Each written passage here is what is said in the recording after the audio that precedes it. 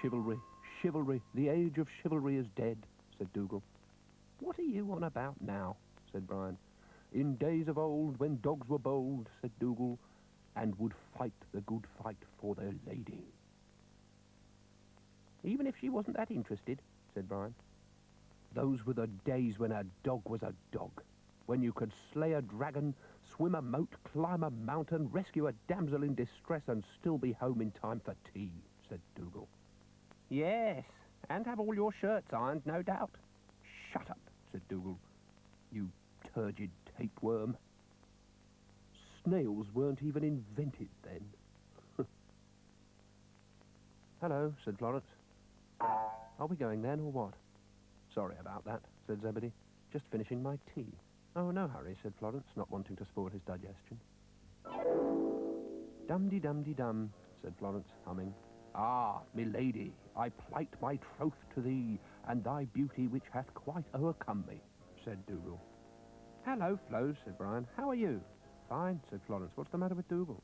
Flo? Speak thou with more respect when thou addressest me lady.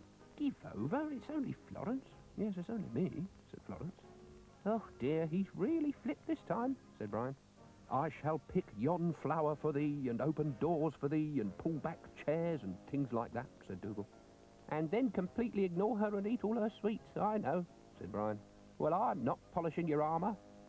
Take that, said Dougal, buffeting Brian. Thou pedantic plodder, thou shabby shuffler. Why don't you pick on someone your own size, said Brian, you big bully. Yes, you really should try not to be so obsessive, you know, said Florence. You heard her, said Brian. I don't know. You knights errant, you're all the same. You go out chivalring and plighting all over the place, but you never even bothered to ask if she wanted your troth, did you? There, you see. You never thought of that, did you? The train had run into a spot of bother. His railway tracks ran right across where Penelope the spider was spinning one of her webs. Typical, said Penelope. Just when you get a gossamer going, some train comes along and tangles it up.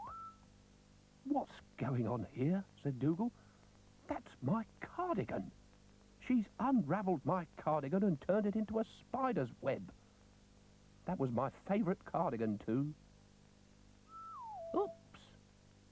You, madam, have taken liberties with my woolens, said Dougal, indignantly.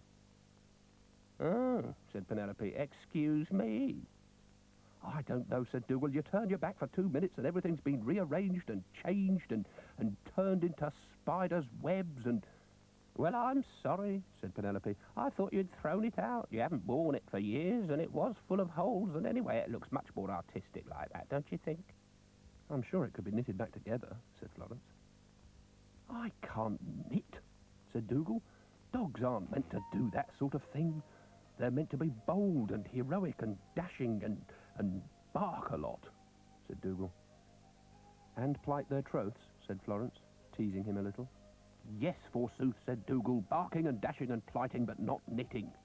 Oh, by the way, Florence, said Penelope, changing the subject, that pink ribbon you lent me, thank you ever so much, but I don't think it's quite me, somehow.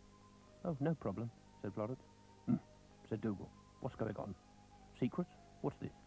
Oh, it's just a pink ribbon, said Florence. Stop changing the subject, said Dougal. We were talking cardigans. And making fools of themselves, said Brian. Dogs do a lot of that.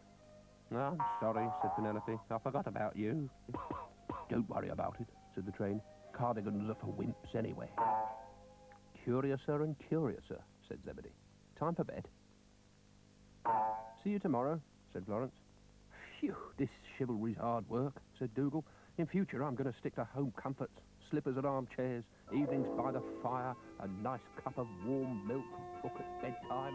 Maybe I'll listen to a little bit of radio.